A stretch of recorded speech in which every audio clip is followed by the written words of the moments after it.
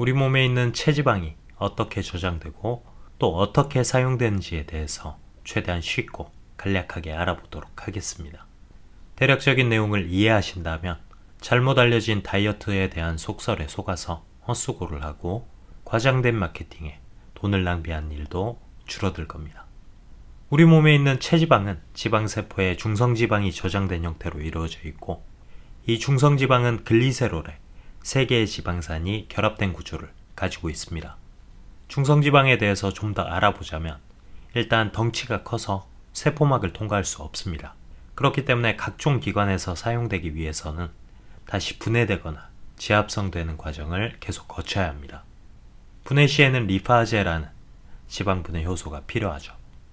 또 지방 자체가 물과 친하지 않은 특성을 가지고 있어서 혈류를 타고 이동하는 데도 제한이 있으므로 지단백질이라는 형태로 다시 한번 결합되어야 합니다. 중성지방은 킬로미크론이나 VLDL이라는 지단백질 형태로 주로 운반되는데, 킬로미크론은 먹은 중성지방, VLDL은 남는 에너지를 가지고 간에서 만들어낸 중성지방이 해당됩니다. 먹은 건 관계가 없지만 간에서 중성지방이 만들어지고 있다는 것은 안 좋은 신호죠. 우리가 혈액 검사를 하면 나오는 중성지방 수치가 바로 VLDL입니다. 우리는 이러한 중성지방을 일반적으로 나쁘게만 생각하는데, 사실 많아져서 문제가 되는 것이지 중성지방 자체가 인체에 크게 해롭지는 않습니다. 독성이 없고 낼 수 있는 에너지에 비해서 가볍기 때문에 매우 많은 양을 오랫동안 안전하게 몸에 저장해 놓고 사용할 수 있는 유용한 형태의 연료이기 때문입니다. 우리가 이러한 중성지방을 얻게 되는 과정은 크게 2가지입니다. 첫 번째는 지방이 함유된 음식을 섭취하는 것이고, 두 번째는 잉여에너지를 바탕으로 간에서 자체적으로 합성하는 것이죠. 즉, 지방의 식이 여부와 관계없이 인체는 중성지방을 만들어낼 수 있다는 뜻입니다.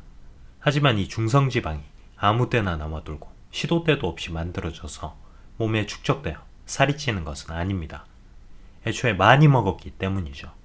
인체에서 쓰고 남을 만큼 많이 먹지 않는다면 지방을 먹어도 체지방은 늘어나지 않을 것이고, 지방을 안 먹어도 많이 먹으면 살은 찝니다. 특히 고탄수화물 식사로 인해 발생하는 고혈당 상태를 조절하기 위해서 인슐린이 급격히 분비되고 중성지방의 합성이 촉진되기 때문에 탄수화물은 무조건 나쁜 놈이다, 이렇게 널리 알려져 있는데, 사실 탄수화물이 나쁜 놈이 아니라 많이 먹은 자기 자신이 가장 나쁜 놈이에요. 이 말은 결국 체지방을 늘리지 않기 위해서 최우선적으로 고려되어야 하는 것은 얼마나 먹느냐이고, 그 다음이 무엇을 먹느냐가 되는 겁니다. 저탄고지, 과일식, 저지방식 등등 식단을 꾸려나가는 방법은 여러 가지가 있을 수 있는데, 본인에게 잘 맞는다면 그 어떤 것을 하건 상관없지만 절대적인 열량은 많으면 안 된다는 것은 공통적으로 적용되는 진리입니다. 하여간 이렇게 얻은 중성지방은 필요한 곳에 쓰이거나 아니면 체지방으로 저장되기 위해서 이동을 해야 합니다. 그런데 지방인 상태로는 혈관을 타고 이동할 수가 없기 때문에 앞서 이야기했던 킬로미크론이나 VLDL 등과 같은 지단백질에 포함된 형태로 각종 조직에 도착하게 되는 겁니다. 쉽게 말해 2번 포장이 되어 있는 거죠. 글리세롤과 지방산을 묶어서 중성지방으로 만들었고, 그 중성지방과 다른 것들을 묶어 지단백질이 되었으니까요. 하지만 필요한 곳에 도착한다고 하더라도 이 상태로는 바로 쓸 수가 없습니다. 중성지방도 세포막을 통과하지 못하는데 더 큰 지단백질은 말할 것도 없겠죠. 당연히 다시 분해를 하는 과정이 필요한 거고, 그 역할을 지단백질 리파제가 하게 됩니다.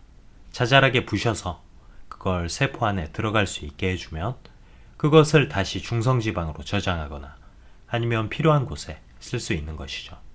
중성지방을 그냥 통째로 집어넣으면 될 걸 왜 쪼개고 다시 넣어서 중성지방을 만들지? 이런 의문이 들 수도 있는데, 쉽게 예를 들면 집에 필요한 물건이 있어서 샀지만 그 물건이 너무 커서 문을 통과할 수 없다면 당연히 분해를 해서 집에 일단 들여오고 나서 안에서 다시 조립을 하는 거죠. 대략적으로 이러한 과정을 거쳐서 피하지방이 우리 몸에 축적이 되는 겁니다. 이번에는 반대로 지방세포에 저장된 중성지방이 에너지로 쓰이는 과정에 대해서 이야기를 해보도록 하죠. 일단 피하지방으로 축적된 중성지방은 나갈 때도 다시 분해가 되어야 합니다. 마찬가지로 지방분해 요소인 리파제가 필요한데, 이때는 지방세포 내에 존재하는 호르몬 감수성 리파아즈가 활성화되어야 합니다.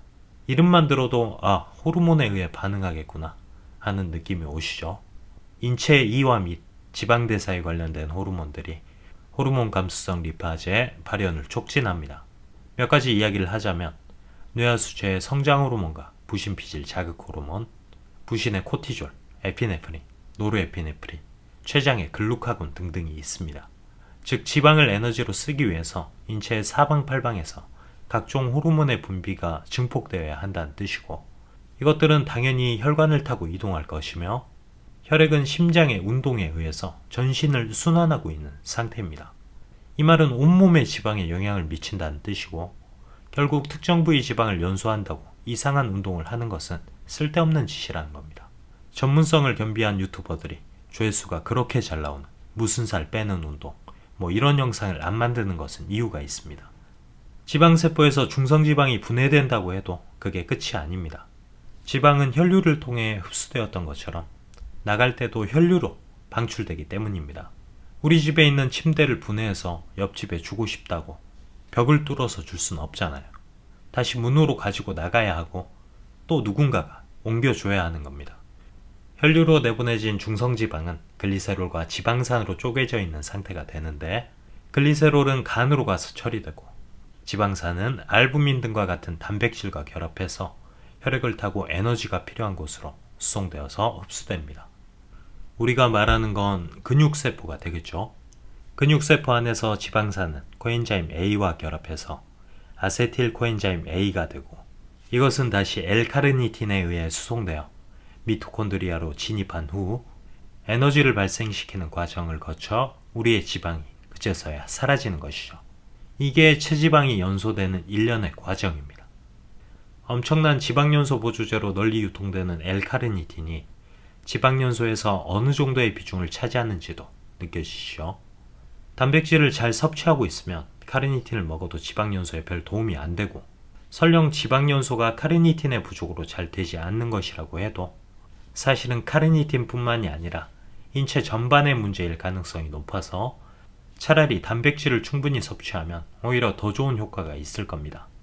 대부분의 다이어트 성분들이 다 이런 식이라고 볼 수 있죠. 지방이나 에너지 대사에 필요한 영양소라는 조건에 해당된다면 마치 다이어트에 특별한 효과가 있는 것처럼 광고에서 팔아먹을 수 있는 거고, 실제로 그렇게 하고 있습니다. 이 밖에 무슨 몸뚱이에 붙여서 해당 부위의 지방을 없애준다는 제품들이나 기구들도 많이 보셨을 거예요.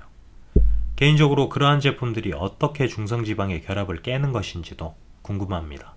설령 그러한 제품들이 중성지방을 실제로 분해해서 혈류로 지방을 방출시킬 수 있다고 하더라도 결국 인체 내에서 그걸 어떻게든 없애버리지 않으면 결국 다시 저장될 수밖에 없습니다. 그것도 사실 체액이 일시적으로 밀려나 살이 빠지는 것처럼 보이거나 열이 나서 마치 해당 부위에서 지방이 연소되는 것처럼 느끼게 만든 형태가 대부분이죠. 그런 건 지방이 연소되는 게 아니죠. 낚이지 맙시다. 지방은 공짜로 얻는 것도 마술처럼 사라지는 것도 아니라는 사실을 인지하면 다이어트 업계에 만연한 사기에 가까운 상술들을 스스로 상당수 걸러낼 수 있을 겁니다. 아무 노력 없이 지방을 빼는 방법은 없습니다.